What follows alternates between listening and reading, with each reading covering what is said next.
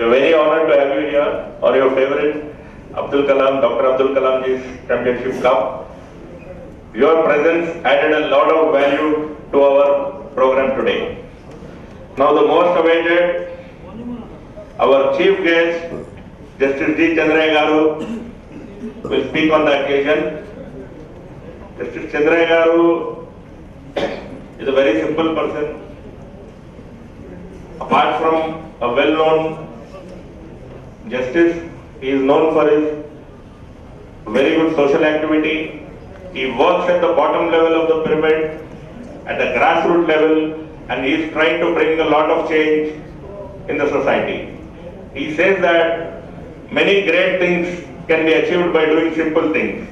So we have to focus our attention at the basics level, particularly at the primary level education, at the school level education, and if you take at the village level.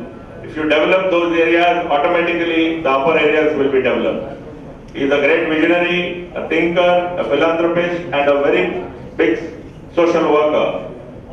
Apart from this, wherever he goes, he gives a very good piece of advice to the people, and after meeting Chandraya Garu, anybody who comes out will come with a totally different mindset. He is a one person with a public inspiration and a positive attitude. Apart from this, at this age, Chandraya Garu himself is a very good sportsman. Every day, even today, you will not believe that he plays 4 games of badminton early in the morning. I request him to address the gathering, please.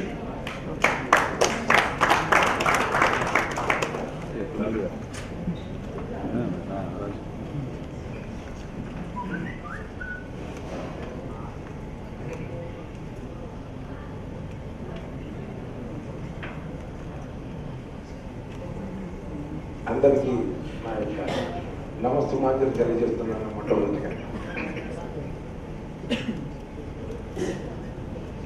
ఆలోచనలో నెమ్మదితనం, ఆచరణలో పటిష్టత్వం, సంభాషణలో సమతాతత్వం, క్రియారూపంలో క్రీడాతత్వం కేంద్ర ప్రభుత్వ క్రీడారంగ ఉపాధ్యక్షులు, ఈ మహోత్సవానికి నాయకులు, Telangana championship cup 2015 భారత ప్రజల అధ్యక్షుడు డాక్టర్ ఏపీజే అబ్దుల్ కలాం గారి జ్ఞాపకార్థం నిర్వహిస్తున్నటువంటి ఈ సమావేశపు అధ్యక్షులు సోదరుడు పి శేఖరరావు గారు మన మధ్యలో ఉండడం చాలా సంతోషం. వారి ఆధ్వర్యంలో ఇంత చక్కటి కార్యక్రమం అభినందనలు.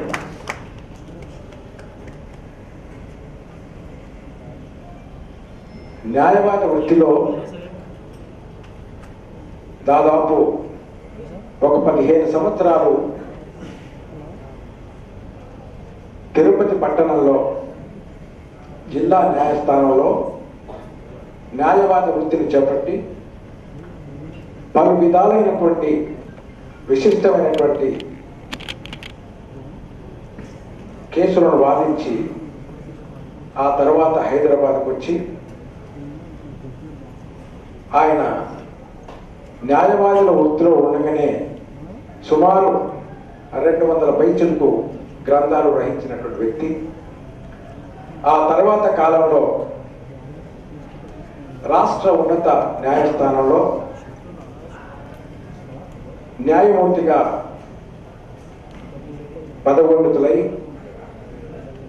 పలు విశిష్టమైనటువంటి తీర్పులను ఇచ్చి ఆ తర్వాత విశ్రాంత న్యాయమూర్తిగా ప్రస్తుతము మహాదాయి అనే నీటి సమస్యను పరిష్కరించడానికై నియమించబడినటువంటి ట్రైబ్యునల్ న్యూఢిల్లీ వారికి సభ్యులుగా ఉన్నటువంటి వారు దేశంలోనే ప్రప్రథమంగా న్యాయశాస్త్ర గ్రంథాలలో 350 పైచిలకు గ్రంథాలు రచించినటువంటి ఒక గొప్ప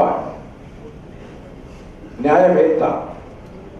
అందుకు గాను లెంకా బుక్స్ ఆఫ్ రికార్డ్స్లో పేరు నాబోధు పొందినటువంటి వ్యక్తులు, నాకు సహచరులు. నేను ఎక్కడికి వెళ్ళినా, నేను న్యాయవాదిగా అయిన నాటి నుండి, న్యాయమూర్తిగా అయిన నాటి నుండి నేను కోరిన తక్షణమే సమావేశం నిర్వహించేటటువంటి వ్యక్తులతో కానీ అసోసియేట్స్తో కానీ సంబంధం లేకపోయినా నా కోరిక మేరకు వస్తూ ఉంటారు. వారిని నేను కోరేది ఏమిటంటే, మీ అనుభవాన్ని మాతో పంచుకోవాలని, మమ్మల్ని ఆశీర్వదించాలని. ఇవాళ మనందరినీ వయసు రీత్యా పెద్దవాళ్ళు, విద్య రీత్యా పెద్దవాళ్ళు, అనుభవ రీత్యా పెద్దవాళ్ళు, ఆలోచన రీత్యా పెద్దవాళ్ళు, అలాంటి వ్యక్తులు జస్టిస్ పిఎస్ నారాయణ గారు మన మధ్యలో ఉండడం చాలా ఆనందదాయకం.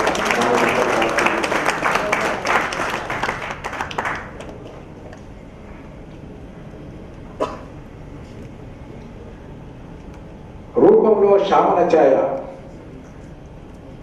ఆకృతిలో దృఢకాయుడు,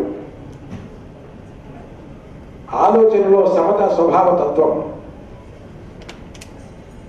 ఆచరణలో కలుపుగోలుతనం, పలకరింపులో గౌరవతత్వం కలిగి వేదిక పైన, వేదిక ముందు ఉన్నటువంటి అందరినీ, ఎవరిని వదలకుండా అందరి యొక్క ప్రత్యేకత గురించి వివరిస్తూ, అందరినీ అలరిస్తూ, ఆనందపరుస్తూ ఈ కార్యక్రమాన్ని నిర్వహిస్తున్నటువంటి సోదరుడు రాహుల్ గారు, వారి అధ్వర్యంలో జరగడం చాలా సంతోషం, ఆనందదాయకం.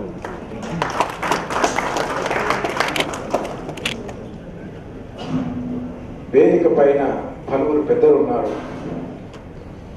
అనుభవ రీత్యా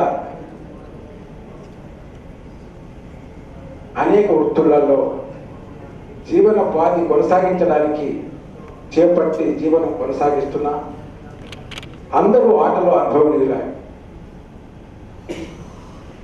కొంతమంది పూర్వపు క్రీడాకారులు అయితే, కొంతమంది ప్రస్తుత క్రీడాకారులు, కొంతమంది ఆడినటువంటి వారు అయితే, కొంతమంది ఆడుతున్నటువంటి వారు, కొంతమంది ప్రోత్సహిస్తున్నటువంటి వారు. మన మధ్యలో పూర్వపు క్రీడాకారులు ఉన్నారు. సిస్టర్ క్రిస్టియన్ లాజరస్ గారు, అందరినీ ఏ కార్యక్రమమైనా మేము న్యాయ వ్యవస్థ ఆధ్వర్యంలో ఉన్నత న్యాయస్థాన న్యాయమూర్తులు అంతా కలిసి క్రికెట్ ఆడినప్పుడు కూడా ఎమ్మెల్యేస్, ఎంపీస్ వాళ్ళందరూ ఆడడం జరిగింది. ఆ సందర్భంగా కూడా వారిని చూసినటువంటి అవకాశం నాకు కలిగింది. ఆమె కూడా మన మధ్యలో ఉండడం చాలా ఆనందదాయకం. ఎంత ఆనందం! ఈరోజు వయసులో పెద్దవారైన ఆలోచనలో యువకులు, ఆ యువక తత్వమే ఆటా తత్వం. ఆటకారునికి ఆలోచన తప్ప వయసుతో నిమిత్తం లేదు. ఆయన భావనే తప్ప ఆయన శారీరక ఛాయలతో నిమిత్తం లేదు. అందుకని ఈరోజు 10 జిల్లాల క్రీడా రంగంలో ఉత్తర్వులైనటువంటి యువకులను జల్లెలలాగా ఒకరినొకరిని ఏరుకొని ఇవాళ 10 జిల్లాల నుంచి 10 టీములను తయారు చేసి ఇంత చక్కటి కార్యక్రమాన్ని ఏర్పాటు చేసినటువంటి శేఖర్ గారిని నేను మనస్ఫూర్తిగా అభినందిస్తున్నాను. నాకు వారితో మొట్టమొదటిసారి పరిచయం కొద్ది రోజుల క్రితమే. వారితో మాట్లాడిన తర్వాత ఈ 10 జిల్లాలో ఉన్నటువంటి క్రీడా రంగంలో ఉన్నటువంటి వెనుకబాటుతనాన్ని ఏ రకంగా వృద్ధి చేయించాలి, పిల్లల్లో ఉన్నటువంటి ఉత్సాహాన్ని ఏ రకంగా పైకి తీసుకురావాలి, వాళ్ళలో ఎంతో దృఢత్వం ఉన్నది, ఎంతో ఆలోచన ఉన్నది, కానీ మార్గం తెలియక ఇబ్బంది పడుతున్నారు. వారందరినీ నేను కృషి చేసి నేను ముందుకు తీసుకొస్తాను అన్నటువంటి ఒక గొప్ప ఆలోచన నన్ను చాలా ఆనందం కలిగించింది. అందుకనే వారి యొక్క కార్యక్రమానికి నేను రావడం జరిగింది.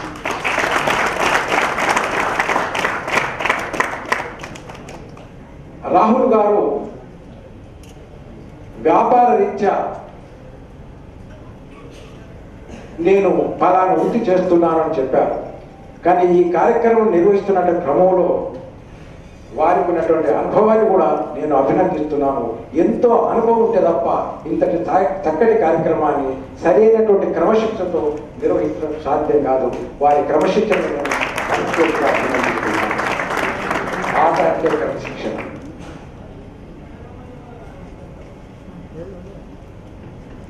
కొన్ని ప్రశ్నలు క్రీడాకారులకు ఈరోజు ఎంతమంది ఉదయం 4 గంటలకు లేచారో ఒకసారి జీపెట్లో ఎంతమంది ఉదయం 4 గంటలకు లేచారు అంటే కొంతమంది మాత్రమే 4 గంటలకు లేచారు. చాలా మంది